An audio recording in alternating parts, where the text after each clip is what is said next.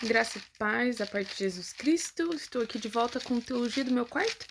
E hoje eu gostaria de falar no texto de Lucas 24. A pergunta que eu sempre tenho quando eu leio essa segunda parte do texto, um dos últimos capítulos, que eu acho interessante que Lucas inclui no final do livro dele. E são os discípulos a caminho de Emaús. A pergunta que eu sempre tenho é aquela pergunta final deles, de por que não estava ardendo o coração deles. E hoje eu vou falar um pouco sobre isso, porque esse texto tem falado comigo de muitas maneiras há muitos anos. Mas hoje eu vou falar um pouco sobre essa pergunta. E eu gostaria de discorrer o texto e a gente olhar juntos de uma forma bem devocional. Por mais que eu geralmente falo teologia do meu quarto, hoje vai ser um pouco devocional. Então vamos lá. Quem conhece essa história sabe que haviam dois discípulos. Eles estavam caminhando para Emaús. E nisso, Jesus aparece para eles de forma transfigurada, digamos assim, ou de forma que não dá para ver que é Jesus. Eles não o reconhecem. E ele começa, então, ele anda com eles, ele chega até eles, eles estão caminhando e Jesus se aproxima deles. Primeira coisa que eu acho bonito é que Jesus chega até eles. Eles estão andando e eles estão desanimados, eles estão desesperançosos. É a primeira coisa que a gente vê ali.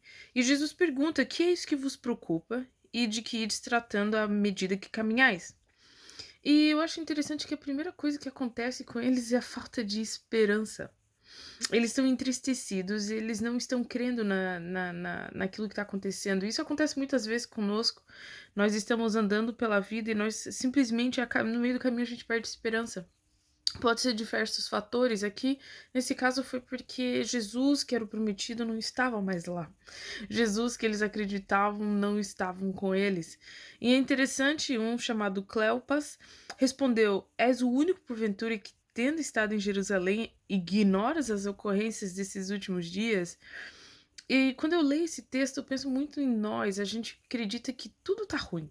Tudo ao redor, todo mundo tem que estar a mesma coisa, todo mundo tá sentindo isso, tá todo mundo desanimado, porque a gente precisa ter essa empatia das pessoas, a gente precisa saber que tá todo mundo mal, para justificar a falta de esperança em nosso coração.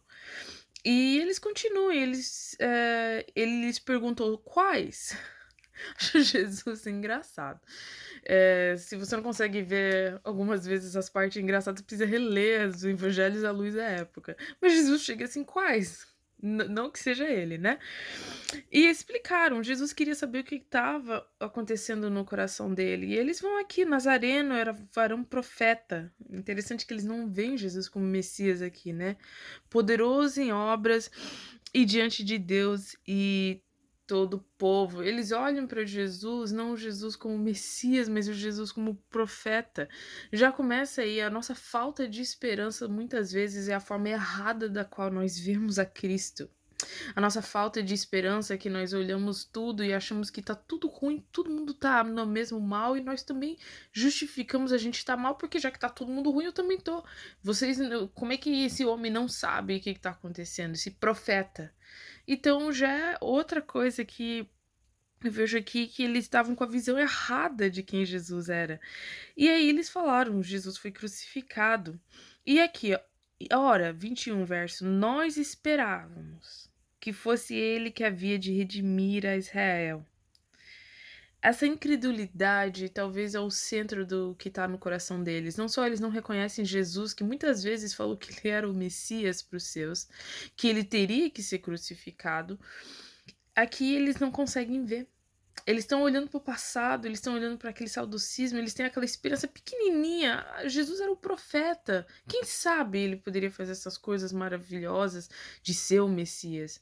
Mas essa incredulidade, essa falta de esperança, essa falta de esperança compartilhada com todo mundo, faz com que às vezes o coração vai perdendo aquele fogo, perdendo aquele amor. E aí vai. E ele começa a falar que algumas mulheres acharam viram que Jesus tinha ressuscitado, mas aí no verso 25 a gente tem um Jesus que é um grande, misericordioso e pastor. Ele falou nécios e tardios de coração, para crer em tudo que os profetas falaram. E ele começa a descrever no verso 26 e 27, falando de Moisés, dos profetas, tudo que estava na Bíblia. Gente, vocês conseguem imaginar que Jesus tem o ministério dele de 3 anos, andando com esses homens de noite? Não era só no domingo, não era só no sábado, não era uma reunião de discipulado, era todo dia. Jesus sempre falando, Jesus mostrando. E mesmo assim, eles não conseguem acreditar. E eu vejo que em nossas vidas acontece a mesma coisa. Quantas vezes Deus fala e fala, e há quantos anos você é cristão? Há quantos anos e quantas provas, quantas coisas que Deus já mostrou na tua vida, mas ainda assim você é nécio e tardio para acreditar. E isso eu digo por mim. A gente começa a ver as coisas que estão acontecendo e essas coisas nos entristecem, a gente perde a esperança, a gente começa a lembrar daquele passado glorioso. Nossa, lembra que Jesus fazia em nosso meio, mas agora não faz mais. E o coração vai esfriando. E aí ele continua falando para eles o que tá acontecendo. E aí ele fala, né?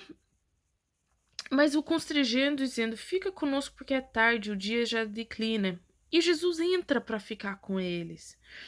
E tendo ele estando à mesa, ele os abençoou, e tendo partido do pão. E é interessante, se abriram os olhos e reconheceram. Mas Jesus desaparece. Acho que é interessante que Jesus, ele às vezes não dá um recado que nem não é. Aí ele dá um recado e ele vai embora. Mas por que Jesus faz isso? Nós precisamos de tempo para refletir, nós precisamos alcançar maturidade, nós precisamos parar, pensar e falar e olhar para trás e falar: Jesus sempre esteve no nosso meio. Jesus sempre vai ao nosso encontro. Mas a pergunta que eu faço às vezes, e é a pergunta que eles falaram aqui, e disseram um ao outro: porventura não nos ardia o coração quando ele pelo caminho nos falava, quando nos expunha as escrituras? Acho essa palavra tão forte, eu acho essa frase tão triste ao mesmo tempo. Eles estavam acostumados a ouvir Jesus. Eles estavam acostumados a andar com Jesus, a saber, o coração arder toda vez que eles ouviam isso. É a coisa mais bonita de que eu acho desse capítulo, uma das coisas, é de que eles reconhecem o que era antes e como não tá bom hoje.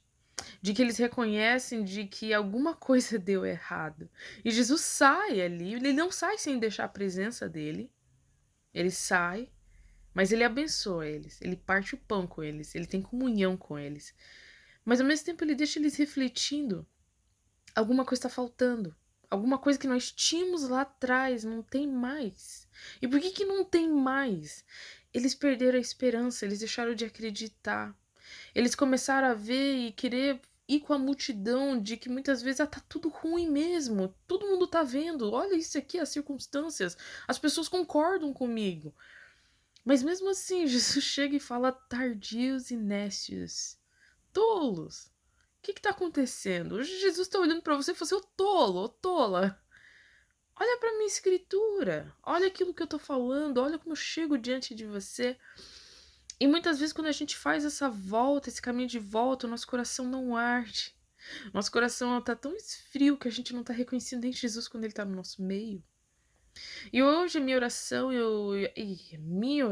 o meu pedido diante de Deus é que você comece a refletir naquilo que está apagado em você, está apagado em mim, e comece a olhar, voltar e pensar: misericórdia, meu Jesus, o Senhor está no meu meio, o Senhor andou comigo todos esses anos e ainda assim o meu coração não está ardendo. Não tá ardendo porque eu perdi a esperança. Não tá ardendo porque eu tô olhando minhas circunstâncias. Não tá ardendo porque eu deixo de ler a tua palavra e acreditar nas escrituras. Não tá ardendo porque eu vi o milagre. Eu vi gente me falando o que aconteceu, os testemunhas, as mulheres foram testemunhas. E mesmo assim, o meu coração tá endurecido. Eu preciso desse bom pastor para andar comigo. Eu preciso desse bom pastor para abrir meus olhos, para ter comunhão comigo, para que meu coração volte a arder e reconhecer que Jesus está no meu meio, que Jesus nunca saiu. Quem saiu fui eu. E aí eles continuam, né? Eles voltaram para Jerusalém, eles contaram essas boas notícias e eles foram reconhecidos aqui, como foram por eles reconhecidos no partir do pão. Gente, só quando a gente recomeça a comunhão com o Espírito Santo do Senhor, e meu bebê acordou agora, eu preciso ir, é que a gente começa a entender que o Senhor está conosco, que Ele deseja comunhão, que se você hoje está desanimado, se você hoje está sem esperança, Deus vai te encontrar no caminho. Porque é um Deus que a gente serve, é um Deus de amor, é um Deus que vê nossas fraquezas, é um Deus que nos chama de nécios e tardios para acreditar, mas Ele não nos deixa onde nós estamos. Que Deus te abençoe, porque agora o bebê tá chorando, eu preciso ir. Em nome de Jesus.